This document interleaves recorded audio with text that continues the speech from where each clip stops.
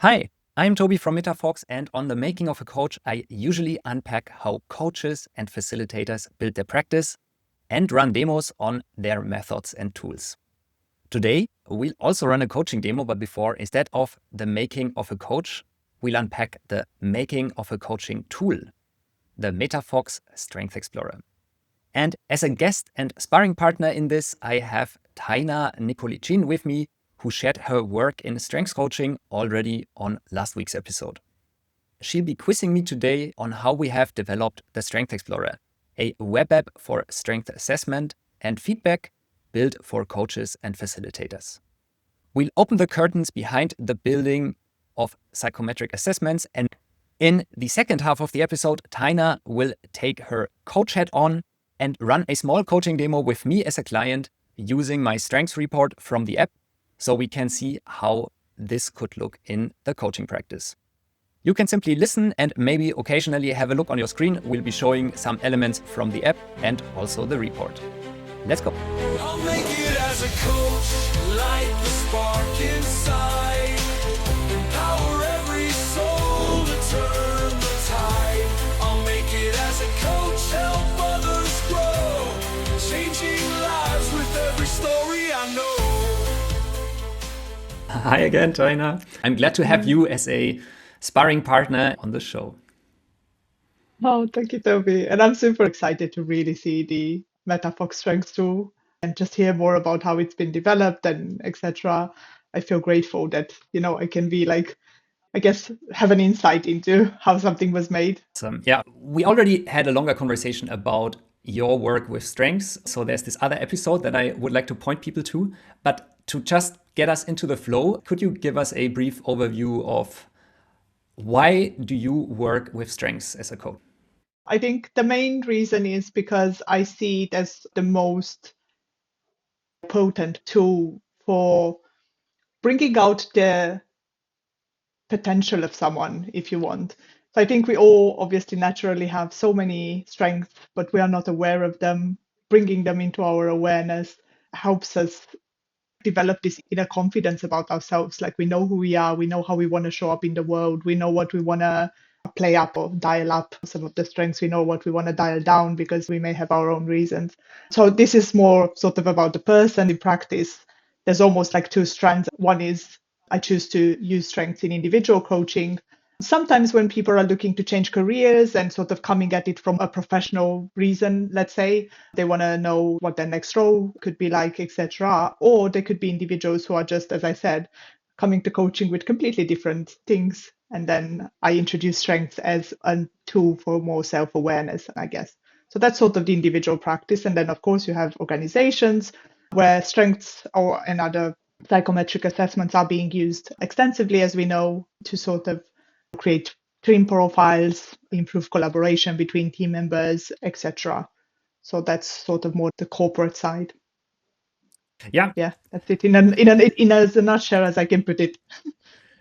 Thanks. And that also reflects quite a bit my own experience. I would say my structured learning journey in the area of strengths started during the pandemic, 2020-21, when I was doing a course in MBSP, mindfulness-based strengths practice, at the VIA Institute on Character with Ryan Niembiek.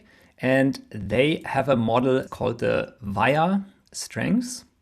I think it's like 24 different strengths that they grouped into a set of virtues. And for me, I think it helped me exactly in the way you were saying, like with these questions of identity even. Who do I want to be? How do I want to show up? What do we want to be known for? What do I want to be known for? Exactly. These were also the things where I actually kept coming back throughout the years to that model. They have a set of tests, partly free, partly paid versions online. As part of the program, I was doing a assessment for myself. And back then, I think it's like easily 4 or 5 years ago now, this is what has been coming out: curiosity, love of learning, zest, forgiveness, perspective, leadership, etc. These were my self-assessment back at that time. It's really interesting to see it. And I know we're going to look at your metaFox profile. I was already sort of looking at how does this compare now with your metaFox profile. A strengths assessment will always be a snapshot in time, of yourself, and things evolve. And maybe we'll see this with your VR strengths and then how now your metaFox strengths look like. As you evolve as a person, your profile is also going to evolve. So I think it's really important to retain that, because sometimes I see clients almost like getting overly attached to a profile that they made at some point in time. I sometimes encourage them, well, did you try taking it again? Because it may not come out the same.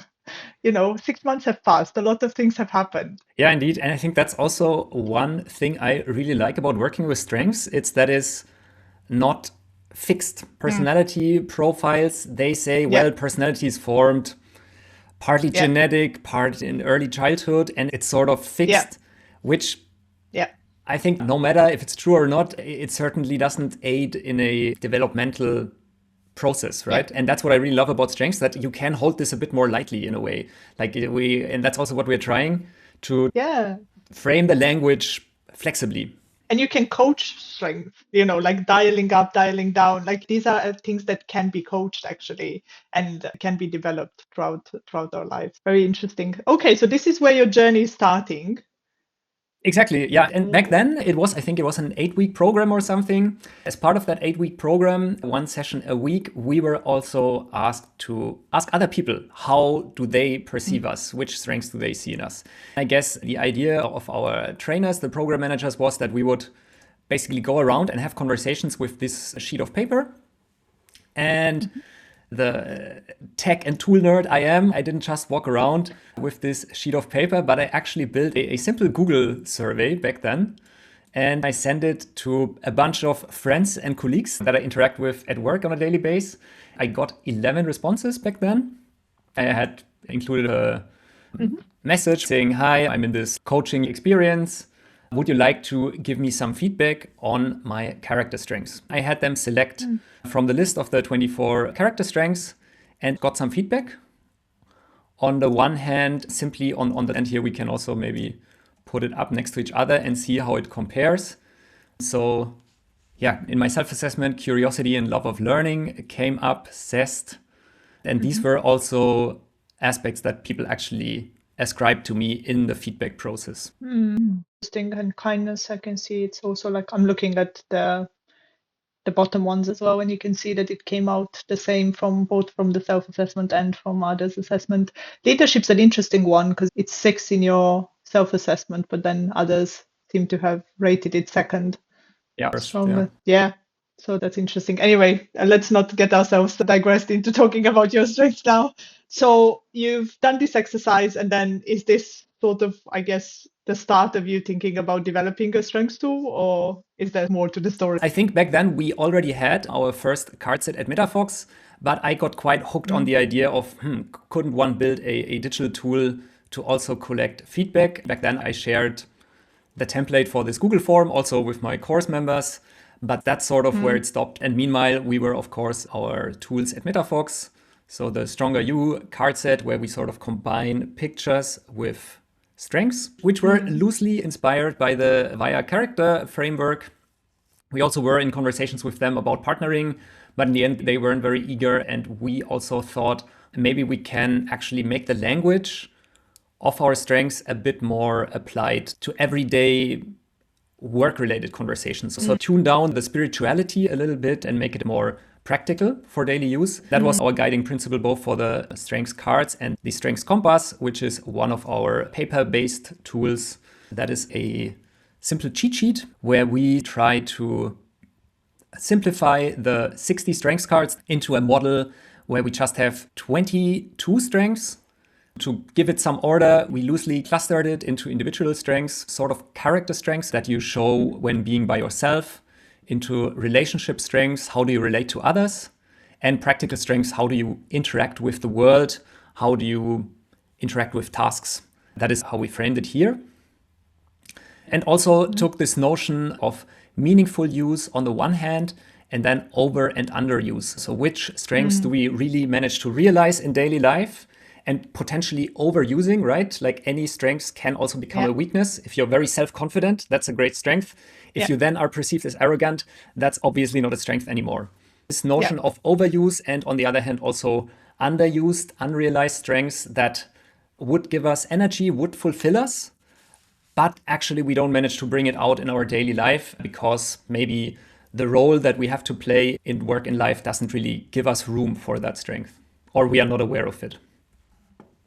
Yeah, 100%.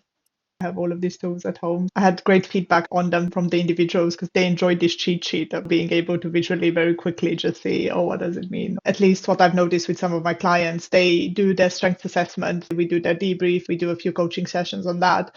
And then it becomes sort of something that sits on the shelf very quickly, like in 3 months' time. But then having this sort of cheat sheet, as you called it, that can be anywhere on your desk, anywhere. It's a very easy to hand tool that you can have. So yeah, I really love this. Yeah, we sort of have it on the fridge door, so you can easily pull it out in daily life. We also offer these in packages so that you can also use them in a workshop, like get 10 in a package, and then each participant of the workshop can actually review that in kind of reflective peer coaching conversations, that sort of exercises. Yeah, and great to have, I would say, especially if like I'm thinking more about the work in organizations now, once like the typical journeys, everybody does the strengths assessment, team assessments, debriefs, and then strengths are being sort of used one-to-one conversations or development conversation, whichever way organizations choose to name them. And then, yeah, absolutely, a tool like this, it's sort of very useful to have to hand in those conversations. Yeah, and then while working on that, I was also in touch with some coaches. Some people are actually using the VIA character strengths assessment, for example, or other assessments in the beginning of journeys with their client in one-on-one coaching, or also when they are working on a team development, they would have each member of the team fill a survey and take that sort of as a snapshot of the status. Where is the individual person or where is the team? And of course, that idea, I couldn't let it go anymore. And we got started on building something like that. And what we developed was basically our very first MVP, where we took exactly those 22 strengths from our compass, came up with 3 items for each of those strengths. So for example, we were saying, well, in order to describe the strength indicator flexible, we would say this is someone who's adapting to changes quickly, who's embracing new ideas, who's volunteering for new tasks. And I tried to come up with a simple way to build this into an online tool and build a simple minimum viable product in type form, actually. And the idea was basically that people would rate these 66 behavioral markers on a scale of 1 to 4, and through doing so, identify their top strengths. And then invite other people to give feedback.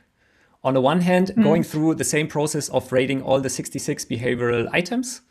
And on the other, also then giving feedback where do I see potential overuse, etc. Yeah, I assume that there was a sort of mathematical model behind this that would map out depending on your answers. Yeah, exactly. And that's how most of these psychometric tests work. You have this behavioral marker that is in the backend tied to a certain indicator, a factor, psychologists would say. For example, adapting to changes quickly would be tied to flexible. We did that with our internal metaFox team and also with students. I was a guest lecturer at a university and ran basically an online workshop on strengths with them, and also invited students to take the assessment. All of this was quite a hacked process. You had to go through several type forms. You received the link to the next type form in an email. So it wasn't super user-friendly. That's why we also didn't put it out in the world. But simply used it to collect around about 150 of these data sets to refine the model. Because what we were able to do then in the next step was to run a factor analysis.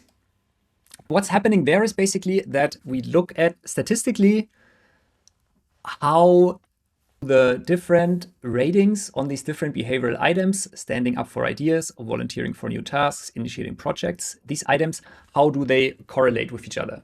If a person ranks high in standing up for ideas, where else do they rank high? And we found is that there was one big cluster. So most people who were ranking high for standing up for ideas, they were also ranking high for volunteering for new tasks, for initiating projects, for facing risks bravely. All of these, they were correlated. And that's actually not what we want. Of course. Because we make a difference between the strengths courageous and proactive. But in our model, everybody who's courageous is also proactive. So that's what we found, that these two strengths, they cannot be clearly distinct from each other. Very interesting. Yeah, and this is exactly the process that you have to go into when building a statistical model, no matter if it's a personality types model or also a strengths model, looking at how do certain behaviors that we can observe in the world and that we can rate ourselves and where others can also rate us, connect to a certain indicator, a language that we use to describe this characteristic. And I guess this will then lead to a much lower number of strengths that you will have in your assessment. Exactly, yeah. So we had one team member, That's John, fantastic. running several of these analyses with different statistical methods basically being applied to our data set. And what we found is that 22 strengths were simply way too much. We couldn't really make a difference between these fine nuances in the language because there would always be an overlap.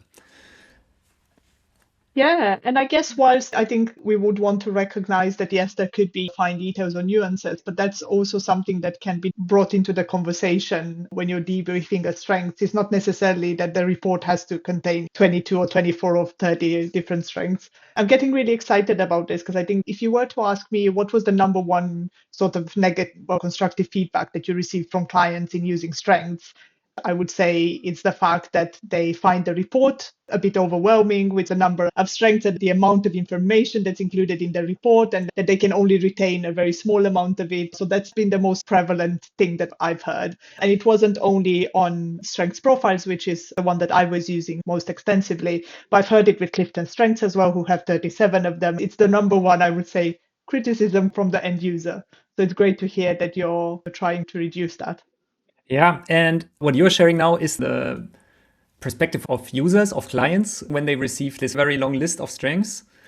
That is the one issue. The issue that we were coming from here is not even that, but simply the statistical correlation. Like we cannot confidently say, yeah, if you rate high here and low there, then it means you have this strength and not that one. We found that with our 22 strengths model, we couldn't really say this is scientifically grounded. So we had to simplify. Amazing. So the big question was how to refine our model. And at this point, we had already met. We had done a bit of a coaching journey using the science of Alex Lindley. And that is what I also found quite enlightening, this notion of what makes a strength. It's on the one hand, the question, what are you good at? But it's also the question, what gives you energy? And what do you do often? These were then also the 3 dimensions that we started working with, both in our workshops and also when it came to developing the next version of our Strength Explorer tool. I think it's super, super important to look at this. I think performance, it's assessed in, I dare to say, in all of the strengths assessments that I've seen. I've done maybe like 8 different ones for myself, and I think it's assessed in all of them. Energy is used variably. So some of them have it. And I think these 2 dimensions are super important for my work with clients and also in organizations when it comes to motivation, employee motivation, etc. This energy dimension is basically the lever that you have to pull in order to improve things. And then use is the one that we actually look at the most, I would say, in coaching, right? Because it's all good and well that you're really good at something and you love doing it. But if you're not actually using that strength, well, it's just there in your hidden potential, isn't it? Yeah, and I think this is what also gave me a lot of clarity when it came to, okay, what is it that actually gives me energy? This is also the things that I will be enjoying, and that's then also the things that I will be good at, right? So there's definitely a correlation between what gives me energy, that makes me feel good, and that also makes me perform well. And that's also what we at metaFox very much use when it comes to roles in the organization, this notion of how can I find my sweet spot and work at my best and perform well at work. Yeah, absolutely. So that's how we started out. On the one hand, the challenge, how can we reduce these 22 strengths with 3 items each into a simpler model, into a shorter survey also? And on the other, how can we incorporate energy and use as well? And we discussed this quite a bit in the team, ran different experiments, and for now, this is how our answer looks like. This is our assessment app, how it looks like today. So it asks you, how do you relate to the following statement? And then there is, just as before, a brief behavioral marker, which says, in this example, I trust my instincts and hunches. This might refer to a strength as intuitive or something, but we also don't need to know that when going through the assessment, of course. We only look at the behavior. Is this giving me energy? Do I find it draining or energizing? And how often do I do this? And this is also quite clever, that instead of asking 2 different questions, like what would this would be normally 2 different questions in the assessment, you're able to condense that into one by using the plotted graph or whatever it is called. Yeah, quite clever as well. The tool will be so easy to use and the assessment is shorter, will also make it so much more usable in that coaching journey with the client for coaches, because you don't need to spend an hour of a session for them to fill in the survey, or it doesn't require that much time from the client. It doesn't require that much time from yourself to see sort of how is their assessment evolving in 3 months' time, 6 months' time, 12 months' time, depending on the length of your coaching journey with the client. So it's quite exciting. Of course, this is also just the first step of putting out the now refined model. So instead of the 22 strengths, we now have only 12 strengths. It is not using adjectives anymore like we did before, but we came up with these role descriptions. So we were saying, okay, let's have the visionary strength, the seer strength, the innovator strength. And then each of these would in turn be connected with the adjectives that we had before, but we just found it when we were testing it in the team a bit more fun to actually ascribe these roles. Very interesting. This I don't know, instinctively I go into archetypes work immediately. I love that, and I think it's a much more playful way of introducing this. In the end, this is work in progress. I'm sure we will refine this once we have collected a certain amount of data, can run some statistics on that, and then also the language will change again. So I'm also super curious to get yours and also the feedback from real world users as we launch this. I do actually have a question. What was like the most exciting part of developing this? And then on the flip side, what was the most challenging part? I would say what was most fun is actually running this survey with our team and then also running a little workshop with it in the team, kind of combining the results from our very first survey where team members had done the self-assessment and also collected feedback. And then in a workshop, we were also combining this then with the strengths cards, the metaFox Stronger You, and having people clustered and reflect and run peer coaching on these questions of what do you realize, what do you not yet realize, what are learned behaviors and weaknesses.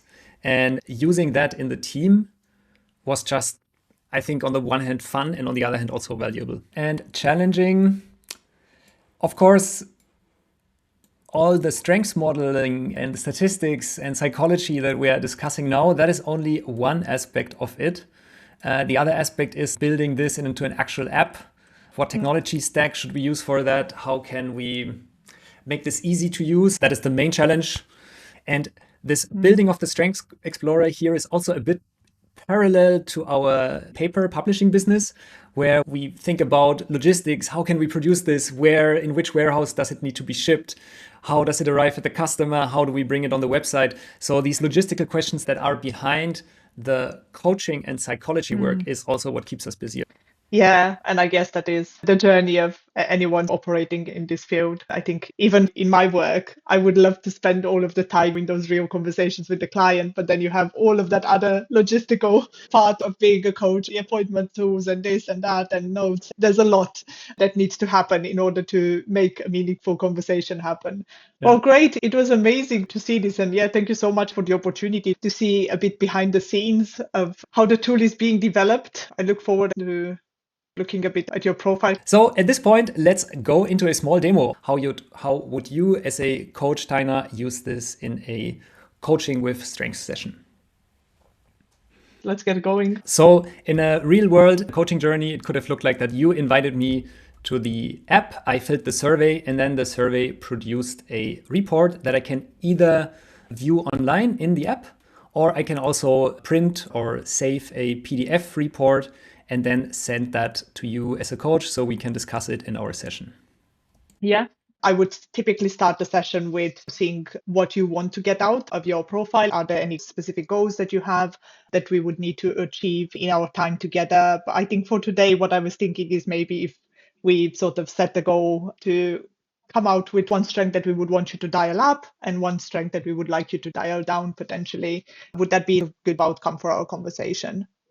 Yeah, I guess so. I've only done the self-assessment at this point, and this is the result that we can see. Interesting. The ones that get the top score here, that's innovator, doer, learner, connector, visionary. So these are your top 5 strengths then.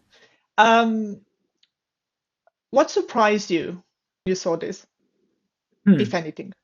Yeah. So I guess what is possibly a bit surprising is that this doer strength, the one that is like has this strong focus on tasks, on consistency, on checking boxes in a way, that this really comes out on top. I would say I would have expected it in the top 5, but seeing it here on the very first place also, yeah, it gives me this prompt of, maybe this is actually something I'm overusing. And these days being also often a bit overwhelmed and a bit restless, I guess that is clearly a sign of overusing this doer strength. And if you then rearrange these ones, how would you want them to look like? Yeah, that's a good These question. top 5. I would want the doer to go down a bit here. And So would it be your third one, your fourth one, your fifth one, second one?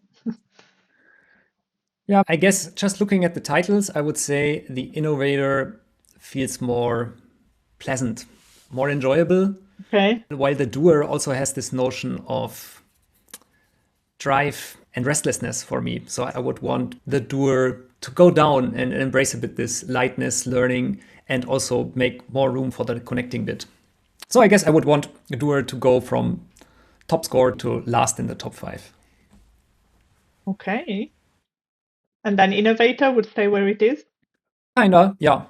I think that is Okay. one of the parts I'm enjoying most about my job, my role at metaFox at the moment, is like this exploratory hat that I can wear for vast amount of time in my daily work. So which one out of the visionary learner connector would you like to take number 1 spot then? What I like about the visionary is that it has this team notion, inspiring and uniting others by sharing a vision. So that is quite attractive about it, because being a lot in the doer shoes these days, yeah, it's also lonely, you know? It's like you and the task is exhausting. And the visionary, the connector, even the learner, they all have this collaborative, connective bit to it. And that is, I think, what I'm missing right now. What is something about liking or enjoying those that you wouldn't say out loud? Yeah, I guess it's this sense of belonging that really is a big theme, that, yeah, wanting to be appreciated, also depending on that to some extent. So I guess that is sort of the dark side of the connector, learner, visionary, that there is also, on the one hand, the joy in connecting and collaborating. On the other hand, also this dependency of, I need to be needed, you know, I need to be liked. That is something I wouldn't often admit to myself or to others. How does it feel now that we brought that into our awareness? Good. It's also something, yeah, that I can do more consciously. Actually check in with people more, even if I'm not joining day-to-day meetings or weekly meetings at the moment. Just ping people and say, hey, can we have a bit of a sparring on this? I would like to run this idea by you. That is something that I would say also my team members probably would enjoy. So what I'm hearing is that you would find it hard to rank them differently. Yeah, I also want to keep it flexible. And I have all of these in me. And depending on what's needed right now, I can bring them out. Yeah. That's also another thing that I'm seeing quite often with clients is that top 5 or top 10 may not shift significantly from one assessment to another, but the order is shifting. So probably if you're going to do this assessment in 3 months' time or 6 months' time, you may see these top 5 strengths being the same, but in a very different order, depending on where you choose to focus your attention. So should you start doing some of those actions around connecting with your team, etc., you might see connector maybe moving up, or who knows, maybe even visionary. So yeah, it will be interesting to see how the journey develops. Should we move forward to looking at how does this translate into then the different realized, unrealized learned behaviors? Yes. So if we look at how the assessment categorized it, this is what came out. So under realized strengths, we again see 3 of the top 5. That is innovator, doer, and learner. And similar to the previous view, we see like, okay, how does this strength play out in a meaningful way? And the risk of overuse, and how would that look like? And I guess that reflects nicely in our previous discussion, like when the doer is overused, it says you may burn out by focusing solely on task. Remember to break tasks and prioritize self-care to maintain your energy and well-being. Absolutely. And I guess one of my first questions here in this section would be, is there a strength here that you're overusing, maybe to the point of diminishing its impact? And it sounds like you're already identifying the doer as you potentially being that strength. I think another thing that would be interesting to look at is what's the impact on others when overusing this doer. Yeah, I would say my relationships outside work, they obviously suffer when the doer is tuned upwards really high, because I'm really stuck at the computer. I spend a lot of time on these projects, and there's less time to just have a walk with friends, go out for sports, or even party, or spend time with my wife. And I guess that's the impact on others. If we look at some of your other strengths, could be these 2 other realized strengths, or maybe any of the top 5. Would there be one strength that could support you in dialing down the doer? So I'm almost looking at what is something that is already a strength that just maybe needs a tiny bit of fine tuning that could really make an impact on not overusing the doer. Yeah, I guess I can see several actually. On the one hand, it's the connector that puts the value on others' perspectives, fosters trust, and in this sense of collaboration.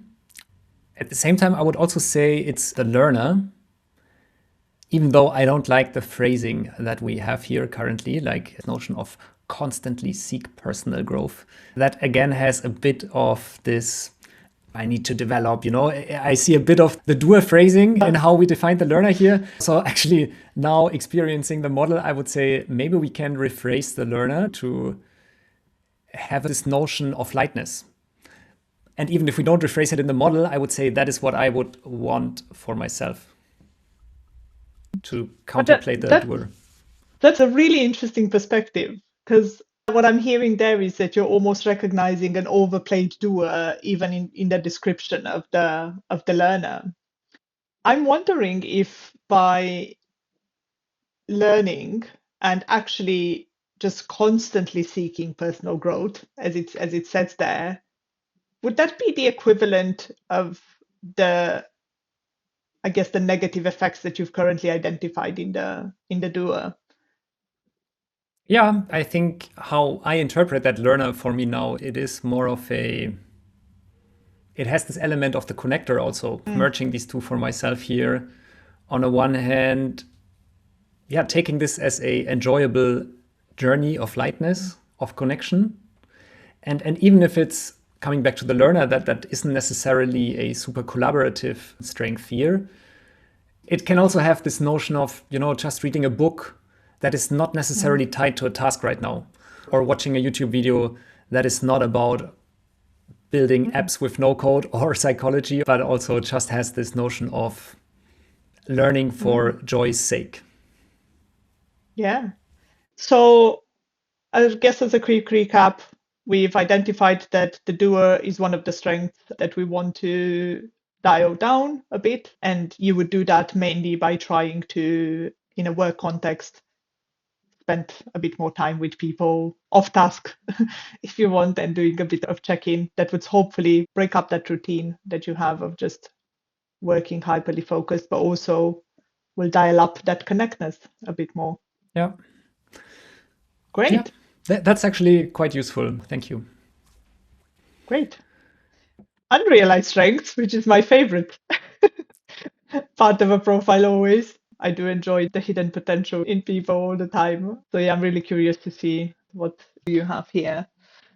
Visionary connector. Interestingly. Well, it's almost like we're answering both questions, isn't it? Because we're dialing up the connector, which I didn't know that is in your unrealized strengths, but there it is. Yeah. How do you feel about the other two? And the diplomat, maybe I would ask you, because we haven't spoken about the diplomat that much. Yeah, it's funny how now we get to the unrealized section in the report, and it turns out we have sort of discussed that already by looking at the top 5. So I would say, yeah, just going a bit more again in connection and communication, like where I see the visionary. That is, as discussed, how we could also appease the doer a bit. And then the diplomat. Yeah, I guess the diplomat for me, it says here, to make room for the strengths, you resolve conflict with empathy and vulnerability, promoting psychological safety and common understanding. And I guess what I can see here is that what makes the doer very exhausting for me these days is also this implicit sense of expectation that I feel, maybe from Max, my co-founder, from other team members, because they don't see much of me these days, but they always hear me say, yeah, we are almost ready to launch the Strength Explorer, almost ready. And this day is postponed and postponed. What I can see here in the diplomat is this, here it says, it can also be described as humble, compassionate. Maybe I would interpret it even as self-compassionate, and showing myself vulnerable there in the team, which is something that would help me and possibly also then have a positive impact on our culture, be in a way a role model or an example in a way that other people who might even be in similar shoes as I am might also help them. When you were describing that current situation of the team not seeing you much these days and you sort of feeling this self-imposed pressure of, well, you're away working on this tool when you're almost ready, instantly in my head, I was like, how have you shared that with the team and Max? How have you shared this self-imposed pressure that you're feeling? And I'm gathering from what you've said on the diplomat that you haven't shared this at all with them. Not much, I guess, no. And yeah, in the one-on-one conversations with Max, it regularly comes out. He might also have similar experiences, but maybe be less hard on himself, I guess. He's just maybe a bit more kind or confident also to not make his own life so hard. But yeah, who am I to speak on his behalf? What I also find interesting here in this view is that the seer scored relatively high on energy, but low on use. And I think this is also maybe this notion of kindness, self-compassion, that maybe isn't necessarily even in the definition, but that I can see here for myself in a way. Yeah, I can definitely see how that could be the case. And I guess this is the beauty of seeing this together almost as a map. I sort of like this view a lot because we can very quickly see just from our brief conversation already how everything is linked, right? You're the person that holds it all. As much as we sometimes try and focus in conversation on like, one strength or the other, but they're actually so interlinked together that the result, as we're saying, it's a snapshot in time. And what happens with one influences what happened with the other one. So going back to your unrealized strength, like what would maybe be, just so we can maybe leave with a bit of an action, what's maybe one thing that you could do this week to stretch one of your unrealized strengths? After our call right now, actually call up a friend and go for a walk, making room for the connector. That I think is one concrete action. And applying the diplomat strength on myself in a way.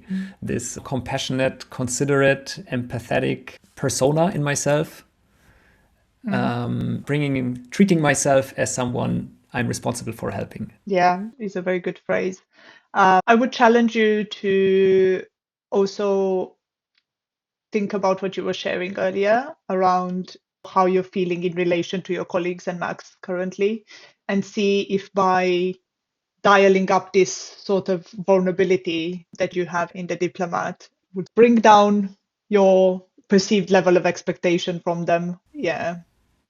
So just see if there's anything useful for you to take from that.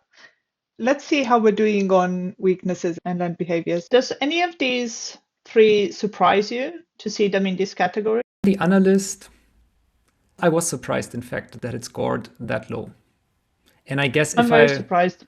I guess if I would have taken the assessment in another spot, it might have also come out differently. And I guess it's this, like, I examine details closely to maintain accuracy. Then it's also this one. I assess risks thoroughly before deciding. Which you do, I would almost want to say.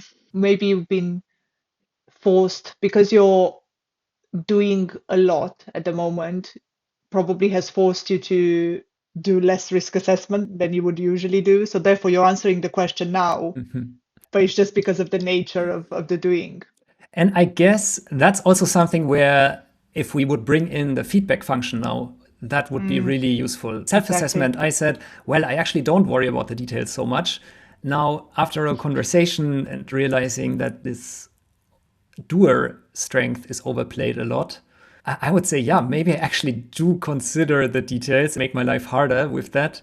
So it could be really interesting to say, okay, Taina, like you, who knows me a bit, actually sees this differently. That could provide me quite a lot of insight. Exactly. And this is where I look forward to you guys and obviously me seeing this feedback from others being introduced. I think that's going to be incredibly valuable in understanding what was happening. Okay. Well, I guess we can sort of leave this at that. I think we have some concrete actions for you in what strength needs to dialing down. And you'll do that by trying to connect with people, both in your team, but also outside of work. You have a clear action to connect after our call with one of your friends and go for a walk. So yeah, it was useful. As usual, I think I'll leave you with one last question, and that's how will you track or notice the impact of these actions or using your strengths more intentionally, as I would like to say? I guess in my journaling practice, Okay. I have this small table that I fill out in the evening on my e-reader notepad. Okay. And there I assess body, mind, and soul. Practice that, like, did I do sports? Did I do some sort of meditation, mindfulness practice? And did I do something for my soul? Did I connect with loved ones? I will make this my reminder to keep me accountable, to engage more in bringing more lightness into the learner, to tune down the doer. Well, thank you so much. I think an unexpected but precise session by using some paraphrase words. It was really nice to see that all, and I think it's going to be amazing. I can't wait to see the final result of all of this. I look forward to trying it out, of course, in both my private practice, but maybe actually we have to introduce some strengths work at work. I've been looking at a few things. We used Clifton so far, but who knows, maybe the metaFox tool can actually be the answer that will satisfy all of my very rigid requirements that I've developed over the years. Yeah, thanks so much. The coaching session was definitely unexpected and precise, and that makes it useful. And with regards to the further tool development, I'm also super excited to get your feedback and have this evolve into something very useful. Great. Thank you. And this is where we conclude our strength special on the making of a coach. Honestly, before Taina and I hopped on that call, I really had my doubts if anything would come of that coaching demo, because as a developer of that tool, I had, of course, taken the assessment many times and also read all the texts from this report quite a few times. But becoming aware of the impact of my doer strengths has really, kept me busy these days and actually turned out quite a powerful realization. I could really apply that in my daily life since the recording, and tune down my doer, balancing it a bit more with the sense of intuition and grounding. But don't take my word for it. If you have become curious about the Strength Explorer, go to metafox.eu/strengths, where you can find the access to the app, and for the time being, use it entirely for free. You can try it yourself, review your results, and if it seems useful, share it with a client to understand where they are in your coaching journey. And I really look forward getting your feedback both on the Strength Explorer tool as well as on today's episode. You can email me at tobias@metafox.eu or of course simply leave a rating on your podcast app. This is it for today. After this excursion into strength psychology, we'll go back to the making of a coach with leadership development facilitator Paris Thomas. You can subscribe on your podcast app to not miss out on that, and I really look forward having you as a listener or viewer already next week. All the best on your own journey. I'm Tobi from metaFox. Bye bye.